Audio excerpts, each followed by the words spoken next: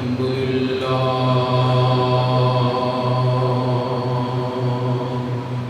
سبحان اللہ سبحان اللہ ماشاء اللہ الحمد لله نحمده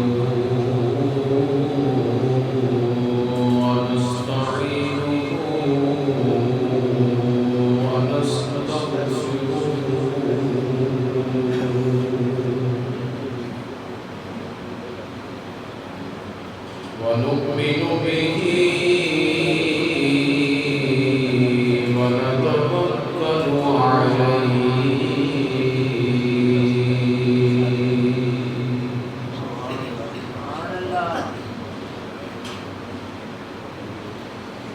ونعوذ بالله من شرور أنفسنا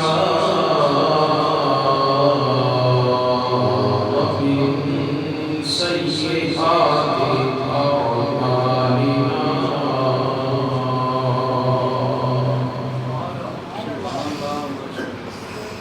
من يهده الله فلا مضل له ومن يضلله فلا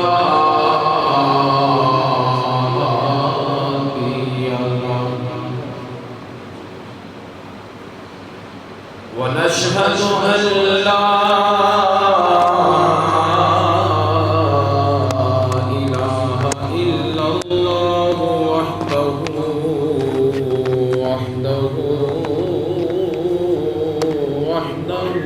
لا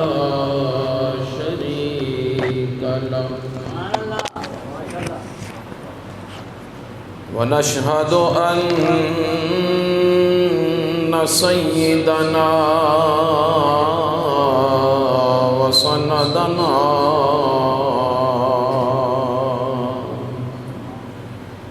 حبيبنا وطبيبنا وإيماننا وقرآننا ففرقاننا أعلانا وأولانا ومولانا محمدا عبده ورسوله أما بعد فأعوذ بالله من الشيطان الرجيم بسم الله الرحمن الرحيم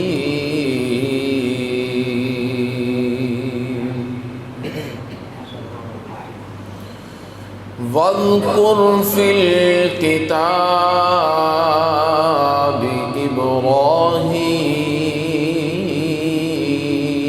إبراهيم إنه كان صديقا نبيا صدق الله مولانا العظيم وبلغنا رسوله النبي الكريم إن الله وملائكته يصلون على النبي يا أيها الذين آمنوا صلوا عليه وسلموا تسليما الصلاة والسلام عليك يا رسول الله وعلى آلك وأصحابك يا حبيب الله الصلاة والسلام عليك يا رسول الله وعلى آلك وأصحابك يا رحمة للعالمين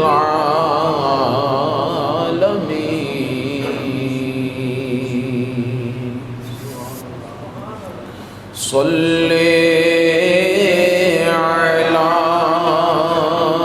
نبینا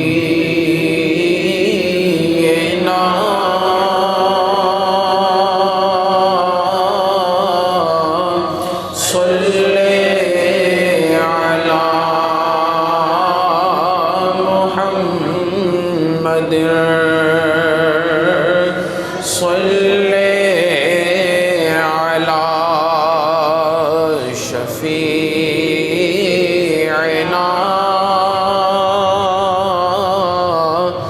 صلی علی محمد صلی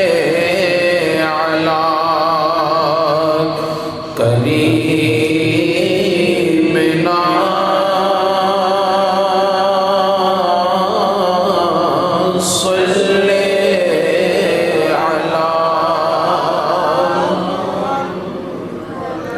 بلغ العلا بکمالہ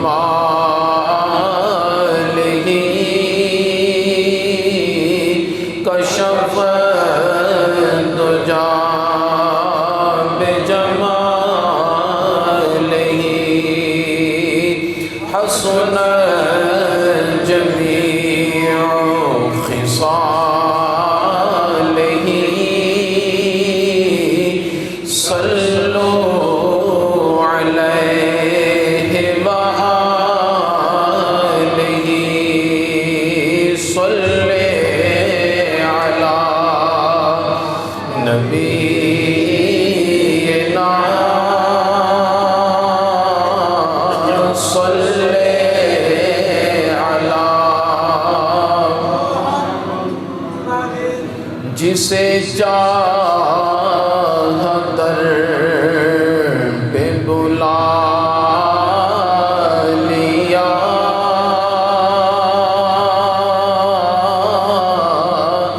جسے چاہا اپنا بنا لیا جسے چاہا در پہ بلا لیا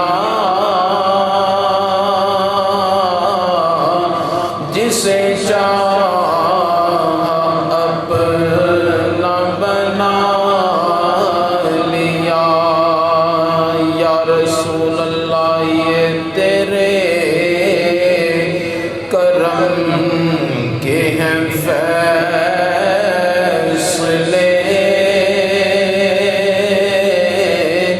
یہ بڑے نصیب کی بات ہے صلی علی نبینا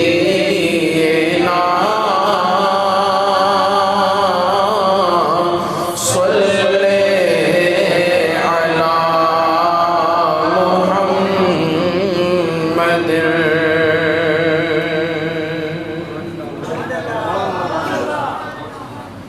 اللہ تبارک و تعالی جل مجدہ الکریم کی حمد و ثنا حضور نبی کریم رؤوف الرحیم تاجدار مدینہ سرور قلب و سینہ احمد مجتبی حضرت سیدنا محمد مصطفیٰ صلی اللہ تعالی علیہ وآلہ وسلم آپ کی بارگاہ اقدس میں ہدیہ درود و سلام کا نذرانہ عقیدت عرض کرنے کے بعد نہایت ہی واجب الاحترام قابل قدر میرے نہایت معزز و محتشم بزرگوں دوستوں مسلمان بھائیوں، اللہ تعالیٰ کے فضل اور اس کی توفیق سے جمعۃ المبارک کی ادائیگی کے لیے ہم سب یہاں حاضر اور موجود ہیں۔ اللہ تعالی ہم سب کی اس حاضری کو اپنی بارگاہ عالیہ میں قبول و منظور فرمائے۔ ہمیشہ حق سچ بولنے، بیان کرنے، سنا کر اس پر عمل کرنے کی توفیق عطا فرمائے۔ حضرات محتشم، آج کا ہمارا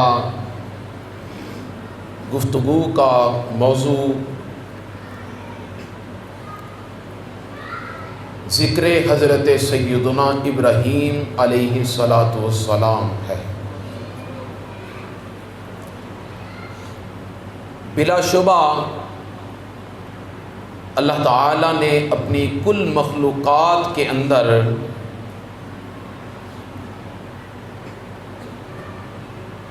جب مقامات عطا فرمائے تو سب سے بڑھ کر اور سب سے ارفع و اعلیٰ مقام اللہ تعالیٰ نے اپنے نبیوں اور رسولوں کو عطا فرمایا۔ جمیع امتوں میں سے کوئی ایک امتی بھی اپنے کسی نبی کے برابر بھی نہیں ہو سکتا، ان کے مقام اور درجے کو کسی صورت نہیں پہنچ سکتا۔ اور انبیاء کرام علیہم السلام کو اللہ تعالیٰ نے اپنی مخلوقات کی رہبری، رہنمائی، ہدایت اور سیدھے راستے پر گامزن کرنے کے لیے اس دنیا کے اندر مبعوث فرمایا۔ تو جو نبی اور جو رسول علیہ السلام مخلوق خدا کو سیدھے راستے کی طرف، راہ ہدایت کی طرف گامزن کرنے کے لیے اس دنیا میں تشریف لائے، تو ان کا اپنا راہ ہدایت پر ہونا اور سیدھے راستے پر ہونا کس قدر باکمال ہوگا، اس کا اندازہ فقط اس ایک جملے کے ساتھ لگا سکتے ہیں کہ جو اللہ کے نبیوں اور رسولوں کے راستے پر ہو، اللہ تعالیٰ اسے صاحب ہدایت فرماتا ہے۔ جو ان کے راستے پر چلے، اللہ تعالیٰ اسے ہدایت یافتہ ارشاد فرماتا ہے، اپنی بارگاہ کے اندر ہدایت یافتہ اسے کوڈ فرماتا ہے۔ تو جو ان کے راستے پر چلے وہ ہدایت یافتہ بن جائے، تو اندازہ لگائیں پھر یہ جس راستے پر ہیں یہ اللہ تبارک و تعالیٰ کے ہاں کیا مقام رکھتے ہوں گے۔ سارے نبی اللہ تعالیٰ کی عزتوں کے مالک ہیں، رفعتوں کے مالک ہیں، سارے رسول اللہ تعالیٰ کے بلندیوں کے مالک ہیں، اللہ تعالیٰ کے ہاں ان کا بے حد اور بے حساب مقام اور مرتبہ ہے۔ جن میں سے اللہ تعالیٰ نے اولو العزم رسول جو ہیں انہیں مقام اور فضیلت اور مرتبہ عطا کیا ہے۔ اولو العزم رسولوں میں حضرت سیدنا نوح علیہ السلام، حضرت سیدنا ابراہیم علیہ السلام، حضرت سیدنا موسیٰ کلیم علیہ السلام اور حضرت سیدنا عیسیٰ روح اللہ علیہ السلام، اور آخر میں ہم سب کے نبی اور نبیوں کے نبی امام الانبیاء حبیب کبریاء سیدنا محمد مصطفیٰ صلی اللہ تعالی علیہ وآلہ وصحبہ وبارک وسلم ہے۔ اللہ تعالیٰ نے میرے حبیب علیہ السلام کو بھیجنے میں آپ کی تشریف آوری میں تو آپ کا آخری نمبر ہے، مگر مقام، مرتبہ، درجہ اور فضیلت کے اعتبار سے اللہ تعالیٰ نے اپنے حبیب علیہ الصلاۃ والسلام کو سب سے بلند اور سب سے پہلا مقام عطا کیا ہے۔ حضور نبی کریم علیہ الصلاۃ والسلام کا سب سے بلند ترین مقام ہے۔ میرے آقا علیہ الصلاۃ والسلام سے اوپر اگر کسی کا کوئی مقام ہے تو وہ فقط اللہ رب العزت کا درجہ ہے، خداوند قدوس کی برہان ہے، اللہ رب العزت جل وعلا ہے۔ خدا کے بعد کائنات کے اندر جس کا سب سے بلند مقام ہے وہ تیرے اور میرے نبی علیہ الصلاۃ والسلام ہی کی ذات اقدس ہے۔ پھر ان کے بعد اللہ تعالیٰ نے میرے محبوب علیہ الصلاۃ والسلام کے جد امجد، میرے آقا علیہ الصلاۃ والسلام کے آباء و اجداد میں جن کا فہرست کے اندر نمایاں نام آتا ہے وہ حضرت سیدنا ابراہیم علیہ الصلاۃ والسلام ہیں۔ حضرت ابراہیم علیہ الصلاۃ والسلام آپ کو بھی اللہ تعالیٰ نے بلند مقام عطا فرمایا، بلند شرف عطا فرمایا۔ حضرت ابراہیم علیہ الصلاۃ والسلام کا قرآن مجید فرقان حمید کے اندر کئی ایک مقامات پر ذکر ملتا ہے۔ آپ کی زندگی کے کئی ایک واقعات اللہ تعالیٰ نے اپنے کلام، کتاب مبین قرآن مجید کے اندر ذکر فرمائے ہیں، اور حضرت ابراہیم علیہ الصلاۃ والسلام ہی کی وہ معزز اور محترم ہستی ہیں کہ اللہ تعالیٰ نے اس امت کو جس نبی علیہ الصلاۃ والسلام کی ملت پر رکھا وہ ملت ابراہیمی ہے، وہ دین ابراہیمی علیہ الصلاۃ والسلام ہے۔ چند ایک قوانین کے اختلاف کے اعتبار سے کہ جو حضرت ابراہیم علیہ الصلاۃ والسلام کی شریعت میں تھے تو پیارے محبوب علیہ الصلاۃ والسلام کی شریعت میں وہ امور منسوخ کر دیے گئے، اور حضور علیہ الصلاۃ والسلام کے دین متین کو حضرت ابراہیم علیہ الصلاۃ والسلام کے ملت اور آپ کے دین کے ساتھ اللہ تعالیٰ نے مخصوص رکھا۔ حضرت ابراہیم علیہ الصلاۃ والسلام کا ذکر اللہ تعالیٰ نے قرآن مجید میں فرمایا تو ارشاد فرمایا وَاذْكُرْ فِي الْكِتَابِ ابراہیم، کہ اپنی کتاب میں میرے پیارے پاک پیغمبر حضرت ابراہیم علیہ الصلاۃ والسلام کا ذکر بھی فرمائیے۔ وَاذْكُرْ فِي الْكِتَابِ ابراہیم اِنَّهُ كَانَ صِدِّيقًا نَبِيًّا، کہ وہ اللہ تعالیٰ کے سچے سچے صادق و مصدق نبی ہیں۔ صدیق حضرت ابراہیم علیہ الصلاۃ والسلام کے لیے لفظ اللہ تبارک و تعالی نے چنا۔ صدیق وہ ہوتا ہے کہ جو اللہ تعالیٰ کی تمام عظمتوں اور شانوں کو بغیر دیکھے تسلیم بھی کرے اور ان کی تصدیق بھی کرے۔ ایک تو لفظ ہوتا ہے صادق۔ صادق وہ ہوتا ہے کہ جو کسی وقوع کو دیکھے، کسی واقعہ کو دیکھے، ہوتا ہوا اپنی نگاہوں میں دیکھے، اور دیکھنے کے بعد جب اسے اس واقعے کی بابت پوچھا جائے تو وہ اپنے دیکھے گئے واقعے کو من و عن پوری امانت داری کے ساتھ اور پوری تصدیق کے ساتھ، صدق کے دل کے ساتھ اس کی تصدیق کر دے، اسے تو کہتے ہیں صادق، کہ وہ سچا ہے کہ اس نے جو دیکھا وہ بیان کر دیا۔ اور صدیق وہ ہوتا ہے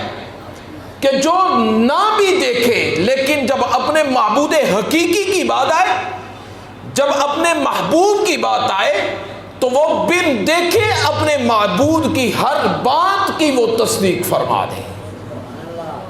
یہ صادق سے اوپر والا مقام صدیق کا ہے. مقام صدیق بڑا عرفہ اعلیٰ مقام ہے. مقام صدیق پر ہماری اس امت میں اگر کسی کو یہ شرف نصیب ہے تو وہ فقط حضرت ابوبکر صدیق رضی اللہ تعالی عنہ ہے کہ جنہیں اللہ تعالیٰ نے مقام صدیقیت پر فائز فرمایا.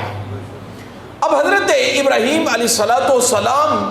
کو اللہ تعالیٰ نے نبوت اور رسالت کے اندر جو مقام عطا کیا وہ انوکھا نرالا منفرد مقام تھا. حضرت ابراہیم علیہ السلام بغیر دیکھے اللہ تعالیٰ کی ہر دلیل کو مانتے ہیں، اور نبی تو ہوتا ہی وہ ہے کہ جن کی نگاہوں کے سامنے کوئی پردہ حائل نہ ہو. وہ جس طرف نگاہ کرے اللہ تبارک و تعالیٰ کی تمام نشانیوں کو اپنی نگاہوں کے سامنے دیکھیں.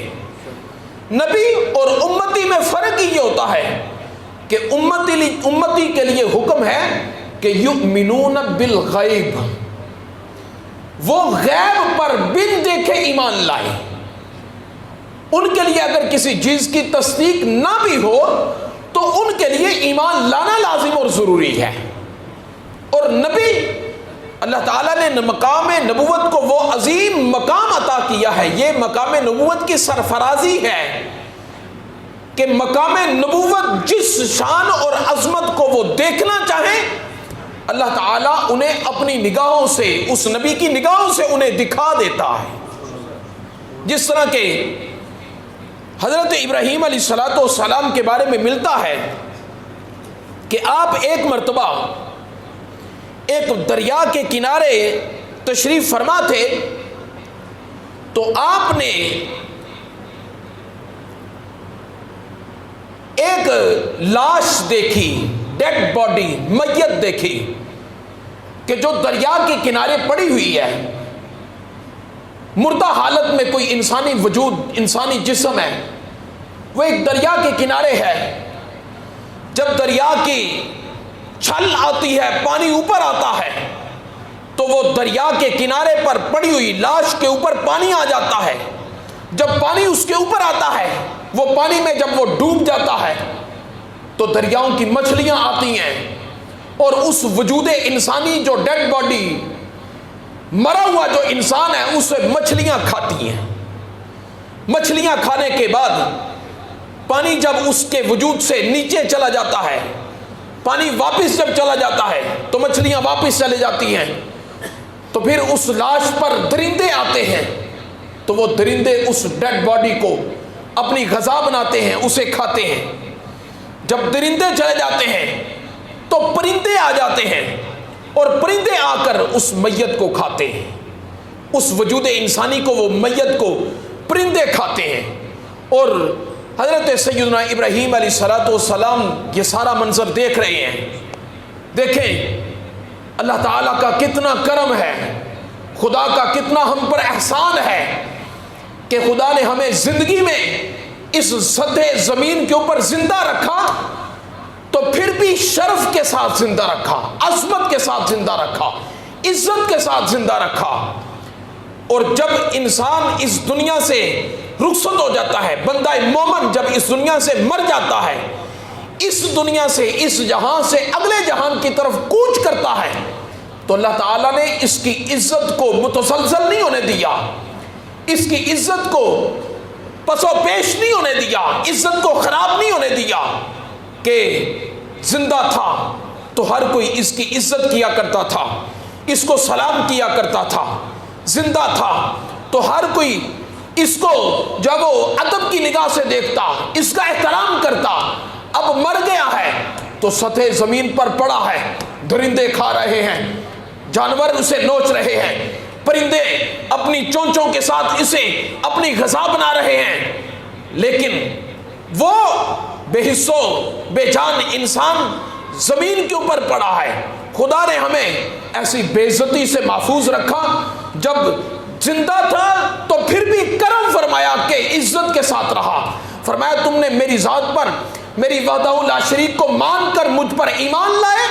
اور میرے محبوب علیہ الصلوۃ والسلام کی ذات کریمہ کو مان کر ان کی غلامی کا توق اپنے گلے میں ڈالا، اب مرنے کے بعد بھی ان کی عزت خدا خراب نہیں ہونے دیتا، بلکہ مرنے کے بعد بھی اللہ تعالیٰ فرماتا ہے، محبوب علیہ الصلوۃ والسلام کی شریعت ہمیں یہ بتاتی ہے کہ اس انسان کی عزت جس طرح زندگی میں تھی، مرنے کے بعد بھی اس کی عزت ایسے کی سلامت رہے گی،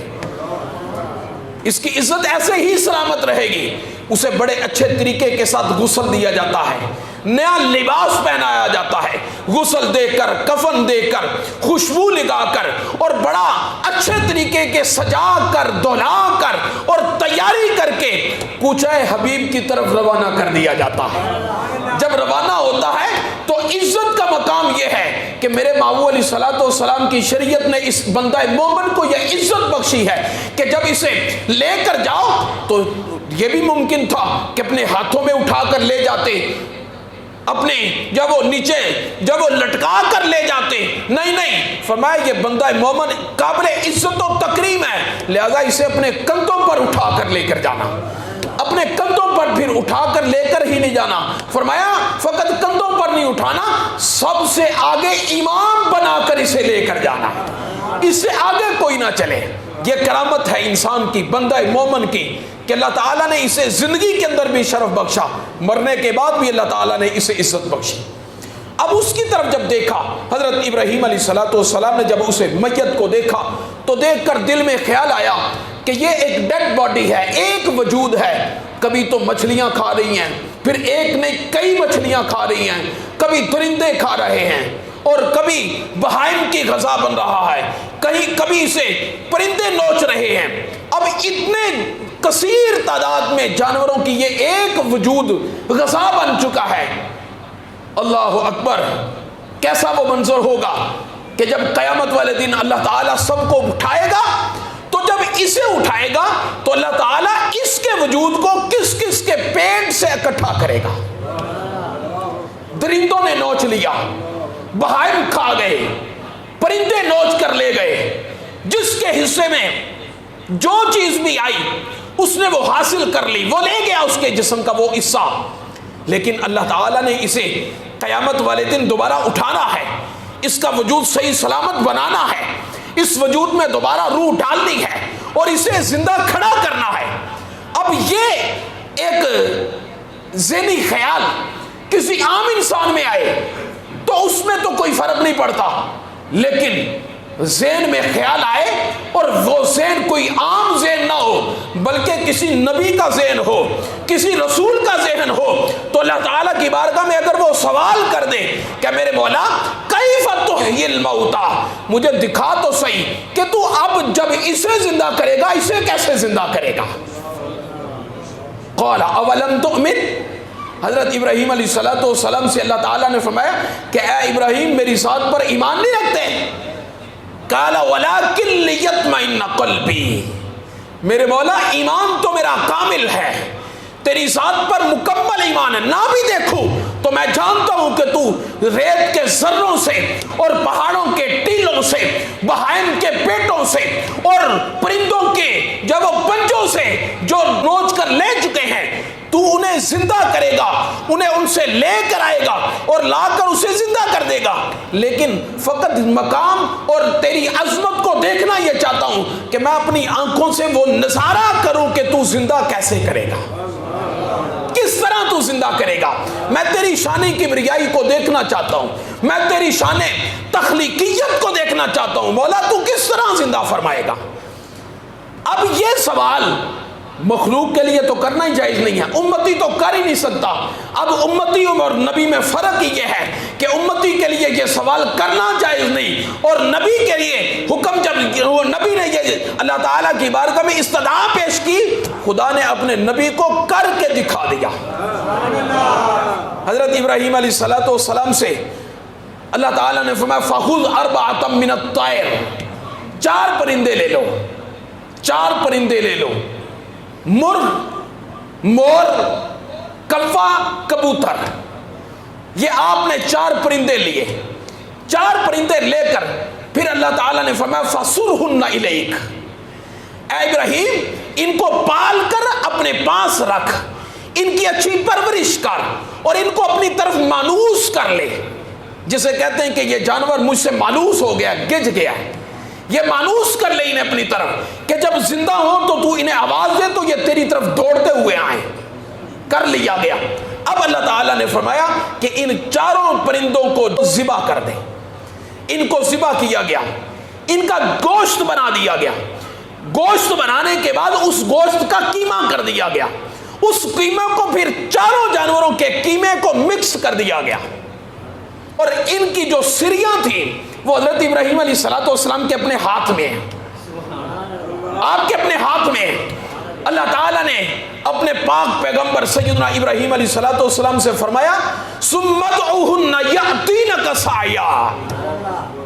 اے پیارے اب ایسا کر کے ان کا جو تو نے قیمہ بنایا ہے 4 مختلف پہاڑیوں کے اوپر تھوڑا تھوڑا رکھ دے.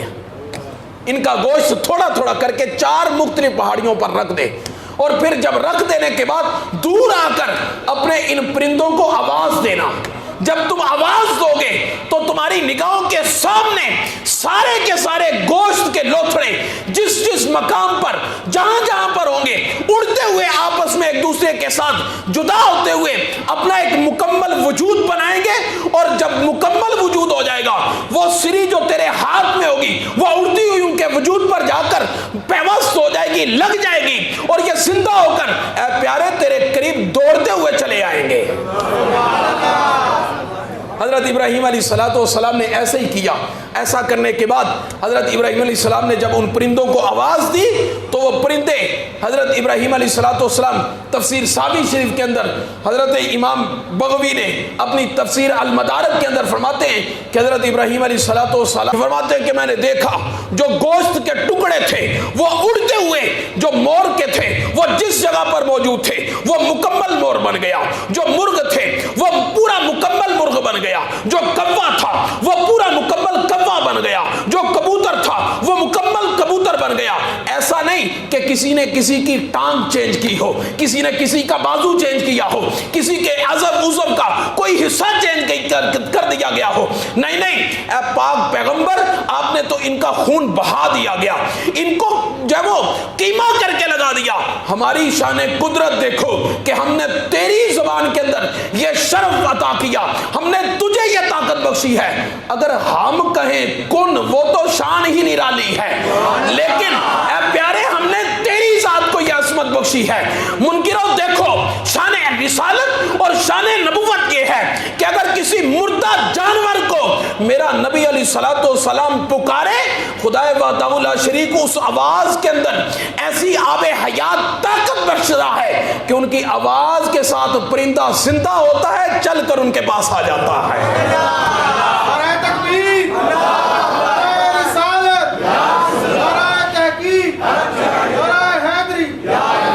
حضرت سیدنا ابراہیم علیہ السلام آپ جب آپ نے آنکھ کھولی تو وہ کفر و شرک کا معصیت کا دور دورہ تھا. ہر طرف بت پرستی لاطینیت کا یہ عالم تھا کہ حضرت ابراہیم علیہ السلام نے جس گھر کے اندر پرورش پائی, حضرت ابراہیم علیہ السلام نے جس گھر کے اندر پرورش پائی وہ آپ کا چچا آزر جو تھا وہ خود بت گر تھا, بت بنا کے بیچا کرتا تھا, بت بنایا کرتا. یہاں پر ایک غلط فہمی کا ازالہ کرتا ہوا آگے چلوں کہ قرآن مجید کے اندر یہ جو آزر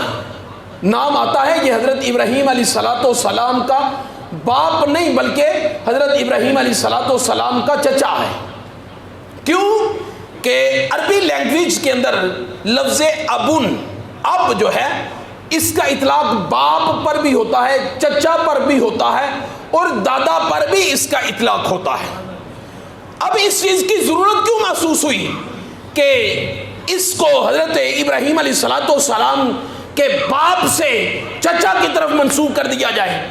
اس کی ضرورت اس لیے پیش آئی, ایک تو حقیقت یہ ہے کہ حضرت ابراہیم علیہ السلام کے باپ کا نام آزر نہیں بلکہ تارخ تھا. حضرت ابراہیم علیہ الصلوۃ والسلام دوسری چیز کہ میرے آقا علیہ الصلوۃ والسلام کے جد امجد میں سے ہیں. آقا علیہ الصلوۃ والسلام کے جد امجد آپ کے آباء و اجداد میں سے ہیں. تو آباء و اجداد میں سے جب حضور علیہ الصلوۃ والسلام کے ہیں تو میرے محبوب علیہ الصلوۃ والسلام نے ارشاد فرمایا لم ازل انقل من اصلاب الطاہرین الی ارحام الطاہرات. میں شروع سے لے کر حضرت آدم علیہ الصلوۃ والسلام سے لے کر میں پاک پشتوں سے پاک رحموں کی طرف منتقل ہوتا ہوا آیا. دوسری روایت میں میرے محبوب علیہ الصلوۃ والسلام نے ارشاد فرمایا لم یزل اللہ ینقلنی من اصلاب الکریمہ والارحام الطاہرہ حتی اخرجنی من بین ابویہ، جسے حضرت امام قاضی ایاز مالکی نے اپنی کتاب الشفاء شریف کے اندر بھی نقل کیا. فرماتے کہ حضور علیہ الصلوۃ والسلام نے ارشاد فرمایا اللہ تعالیٰ نے ہمیشہ میرے وجود مسعود کو، میرے نور پاک کو پاک اور کریم رحموں سے، پشتوں سے اور پاکیزہ رحموں کی طرف منتقل فرمایا. اور قرآن کا ایک قاعدہ ہے کہ انما المشرکون نجس، کہ جو مشرک ہیں، بت پرست ہوتے ہیں، وہ ناپاک ہوتے ہیں. تو جو حضرت ابراہیم علیہ الصلوۃ والسلام کا یہ جو آزر چچا تھا، یہ چونکہ بت پرست تھا، جب بت پرست تھا تو میرے محبوب علیہ الصلوۃ والسلام کی وجہ سے اللہ تعالیٰ نے اپنے حبیب علیہ الصلوۃ والسلام کے آباء و اجداد میں کوئی بت پرست نہیں رہنے دیا. میرے کریم آقا علیہ الصلوۃ والسلام جس گلی سے گزر جائیں خداوند قدوس آپ کے صدقے ان راہوں کو پاکیزہ کر دے. یہ ریاض الجنہ مسجد نبوی شریف کے اندر جو ہے، جسے جنت کا ٹکڑا کہا جاتا ہے، یہ جنت کا ٹکڑا کیوں ہے؟ اسے میرے محبوب علیہ الصلوۃ والسلام کے ساتھ نسبت حاصل ہے. میرے کریم کے یہاں پر قدم لگے ہیں، تو اگر زمین پر میرے مصطفیٰ کریم علیہ الصلوۃ والسلام کے قدم مبارک لگ جائیں تو وہ ریاض الجنت ہو، تو میرے محبوب علیہ الصلوۃ والسلام کے آباء و اجداد میں کوئی ناپاک کیسے آ سکتا ہے؟ لہذا حضرت ابراہیم علیہ الصلوۃ والسلام کا یہ والد نہیں، آپ کا چچا ہے. آپ نے اپنے چچا سے کہا کہ آپ بت پرستی کرتے ہیں،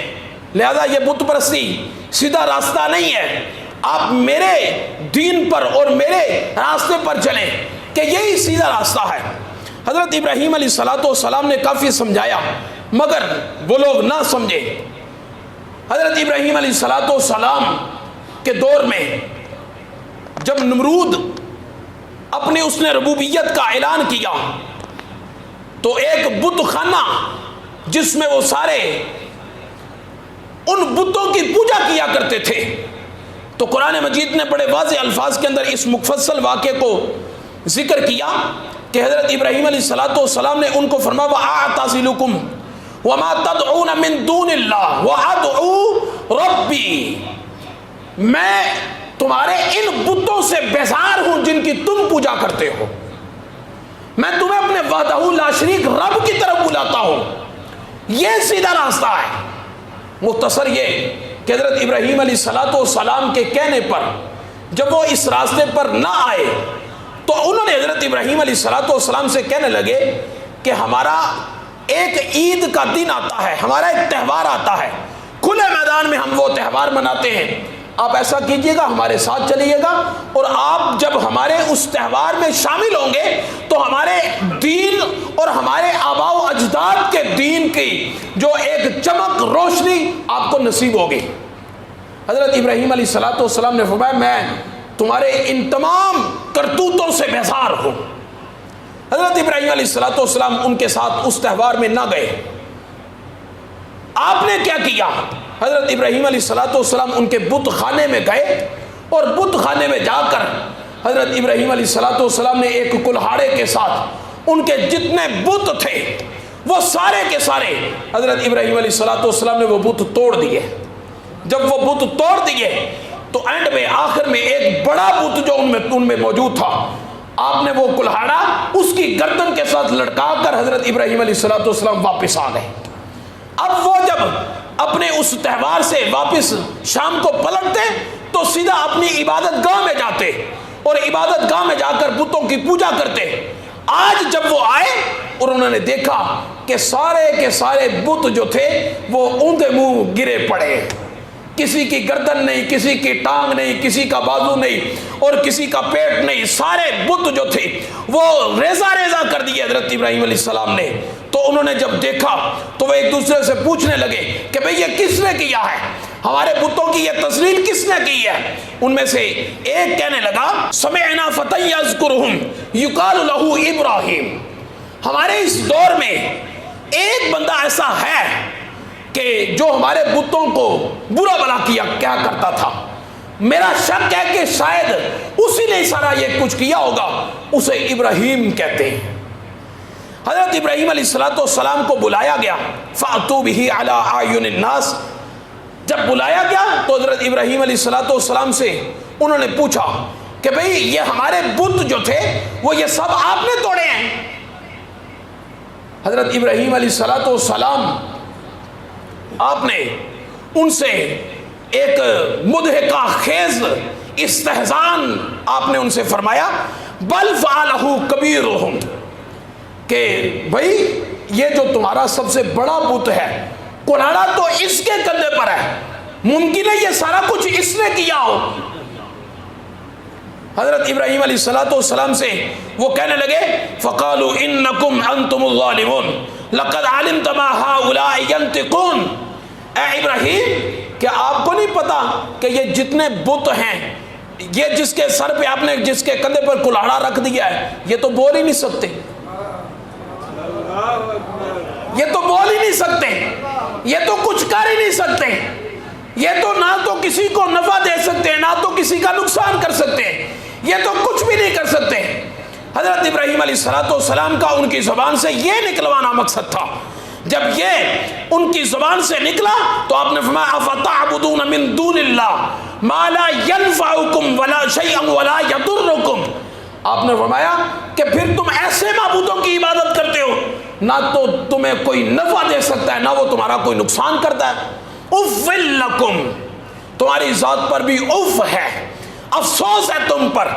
کہ تم تو سب کچھ کر سکتے ہو مگر تمہارا معبود جسے تم معبود سمجھتے ہو وہ کچھ بھی نہیں کر سکتا۔ حضرت ابراہیم علیہ السلام نے ان کو جھنجھوڑنے کی کوشش کی۔ اب یہ آیا مقدسہ میں نے آپ کے سامنے جو پڑھی ہے یہ سورۃ الانبیاء 17ویں سپارے کی آیت نمبر 65 اور 66 ہے۔ اس کا سیاق و سباق سارا آپ کے سامنے آ گیا ہے کہ اللہ تعالیٰ نے قرآن مجید میں فرمایا افتعبدون من دون اللہ ما لا ينفعکم شیئا ولا یضرکم، کیا تم اس کی عبادت کرتے ہو جو نہ تمہیں کوئی نفع دے سکتا ہے نہ تمہارا کوئی نقصان کر سکتا ہے؟ انصاف سے بتائیے گا کہ کس کے بارے میں ہے؟ بولیے،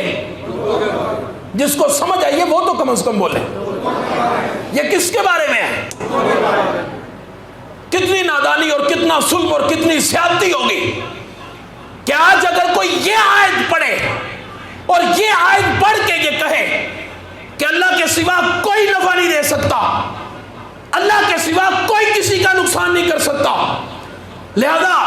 فلاں بھی نہیں، فلاں بھی نہیں اور فلاں بھی نہیں۔ لہذا میرے دوستو یہ آیتیں اولیاء اللہ کے بارے میں نہیں ہیں۔ قرآن کریم کا پورے قرآن میں جہاں پر بھی یہ آپ کو ذکر ملے گا کہ وہ کوئی نفع نہیں دے سکتے آپ کو اور آپ کا کوئی نقصان نہیں کر سکتے، جہاں پر بھی قرآن مجید میں اللہ تعالیٰ نے یہ فرمایا ہے یہ اپنے محبوب بندوں کے لیے نہیں فرمایا، اللہ تعالیٰ نے کفار کو ان کے بتوں کے لیے فرمایا ہے۔ محبوب کی بات تو آپ نے اس سے قبل سنی ہے، محبوب کی بات تو آپ نے اس سے قبل سنی ہے۔ وہ محبوب تھے جنہوں نے کہا کہ مجھے دکھائیے کہ زندہ کیسے کرتے ہیں اور مارتے کیسے ہیں، تو خدا نے اس محبوب کو پھر طاقت دی کہ انہوں نے ایک جانور کو، پرندے کو ذبح کیا اور ذبح کرنے کے بعد اللہ تعالیٰ نے ان کی زبان سے انہیں حیات بھی عطا فرمائی۔ پتہ چلا جو نہ نفع دے سکے نہ نقصان کر سکے وہ بت ہوتا ہے، اور جو نفع بھی دے اور نقصان بھی کرے وہ خدا کا محبوب ہوتا ہے۔ حضرت حضرت ابراہیم علیہ السلام نے ان کو سمجھانے کی کوشش کی، مگر وہ لوگ کہاں سمجھتے تھے، کہاں سمجھنے والے تھے۔ انہوں نے حضرت ابراہیم علیہ السلام کو اس کے بدلے میں مزید جو ہے وہ مناظرانہ، مجادلانہ اور ایسی حرکتیں شروع کی کہ حضرت ابراہیم علیہ السلام کو بامر مجبوری وہاں سے شہر بابل سے، ملک شام سے فلسطین کی طرف ہجرت کرنا پڑی، اور حضرت ابراہیم علیہ السلام کا پائے استقامت کسی ایک مقام پر بھی لغزش نہیں کھایا، کسی ایک مقام پر بھی اللہ تبارک و تعالیٰ کی رحمت سے نا امید نہیں ہوئے۔ کئی ایک اللہ تعالیٰ نے اپنے پاک پیغمبر ابراہیم علیہ السلام سے آزمائشیں لی، لیکن حضرت ابراہیم علیہ السلام ہر آزمائش میں پورا اترے۔ وَإِذِ ابْتَلَىٰ إِبْرَاهِيمَ رَبُّهُ بِكَلِمَاتٍ فَأَتَمَّهُنَّ، اگر اللہ تبارک و تعالیٰ اپنے پاک پیغمبر ابراہیم علیہ السلام کی تعریف فرما رہا ہے تو اس میں حضرت ابراہیم علیہ السلام کی بالیقین عظمت ہے۔ ماتا کہ ہم نے جب بھی ابراہیم علیہ السلام کو جس مقام پر آزمایا، ابراہیم علیہ السلام پورے اترے۔ اللہ تعالیٰ ہم سب کو اپنے حبیب علیہ السلام کے صدقے انبیاء و مرسلین کی عظمت کو سمجھنے اور ان کو تصدیق کرنے کی توفیق نصیب فرمائے۔ وما توفیقی